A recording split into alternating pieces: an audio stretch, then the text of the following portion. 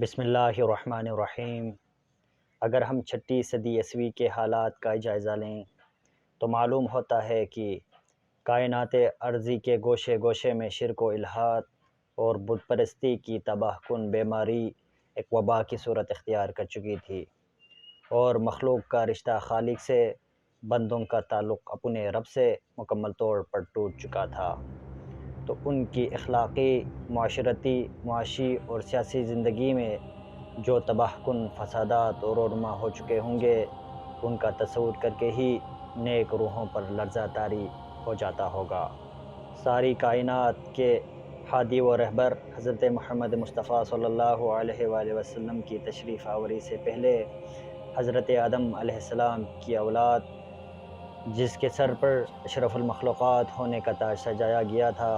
جس کے علم کے سامنے ملائکہ کو بھی عاجزی کا اعتراف کرنا پڑا تھا، اور انہیں اس پیکر خاکی کے سامنے سجدہ تعظیم بجا لانے کا حکم دیا گیا تھا۔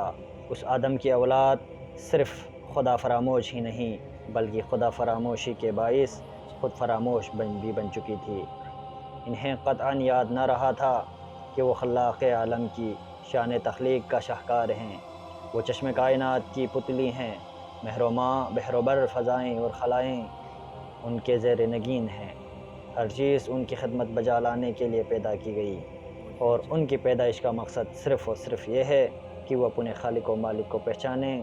دل کی گہرائیوں سے اس سے محبت کریں، عشق و محبت کے جذبات سے سرشار ہو کر اس کی بارگاہ عظمت و کمال میں بے خودی سے اپنے سر نیاز کو جھکا دیں۔ ان کی زبان ہی نہیں، ان کا دل بھی سبحان ربی الاعلی و بحمدہ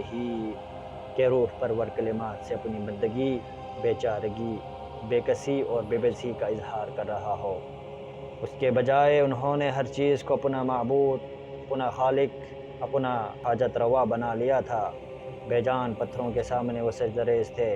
درختوں کے گرد طواف کرتے نظر آتے تھے، کبھی کسی پہاڑ کی چوٹی سے مرغوب ہو کر اس کے سامنے سر جھکاتے تھے، کبھی چاند کو دیکھ کر پوجا شروع کرتے تھے۔ الغرض انہوں نے عزت و کرامات کی اس خلعت کو تار تار کر دیا تھا، اور اپنی بے نظیر و بے مثال ظاہری و باطنی خوبیوں کا جنازہ نکال دیا تھا، جو ان کے پیدا کرنے والے نے بڑی فیاضی سے انہیں مرحمت فرمائی تھی۔ وہ تمام مظاہر فطرت سے ڈرتے بھی تھے اور ان کے سامنے جھکتے بھی تھے،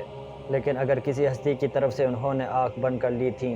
اور منہ پھیر لیا تھا تو وہ ان کا کریم و رحیم پروردگار تھا، جس نے ان کو اپنے ان گنت احسانات و کرامات سے نوازا تھا۔ ان حالات کو قرآن کریم نے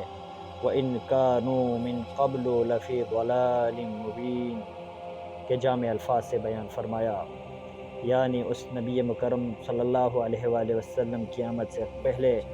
وہ سب کھلی گمراہی میں بھٹک رہے تھے۔